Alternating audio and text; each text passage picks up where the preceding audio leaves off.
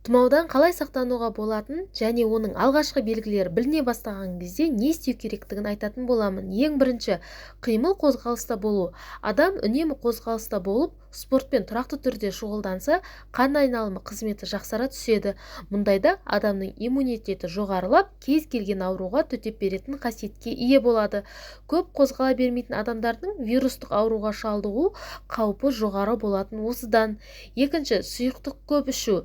Тұмауратқан кезде ғана емес, кез келген уақытта сұйықтықты мүмкіндігінше көбірек ішу қажет. Дененің сыртқы бөлігін қалай таза ұстасақ, оның ішкі бөлігінде дәл солай жуып шайып отыру маңызды. Су, өздеріңіз білетіндей, токсиндерді сыртқа шығарып отыруға көмектеседі. Тұмау кезінде де сұйықтықты әдеттегіден мөлшерден көбірек ішу қажет. Үшінші, төсек орын бұйымдарын аптасына бір рет ауыстыру.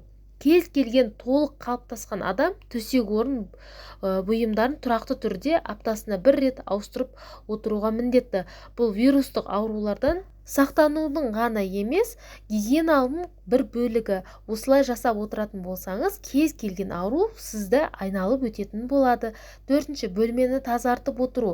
Үй ішінде вирустық инфекциялар таралса да, таралмаса да, бөлмедегі ауаны күніне бір рет алмастырып отырған жөн.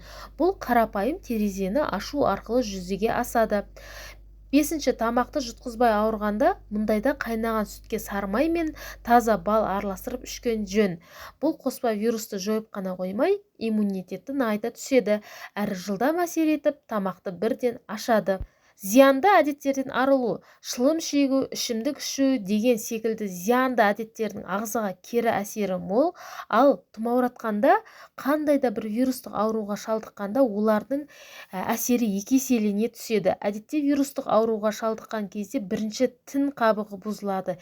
Яғни шылымның түтіні осы тін қабығын зақымдап, кейін адам ауруға тез шалдығатын болады. Ал шарап өз кезегінде иммунитетті төмендетіп жібереді.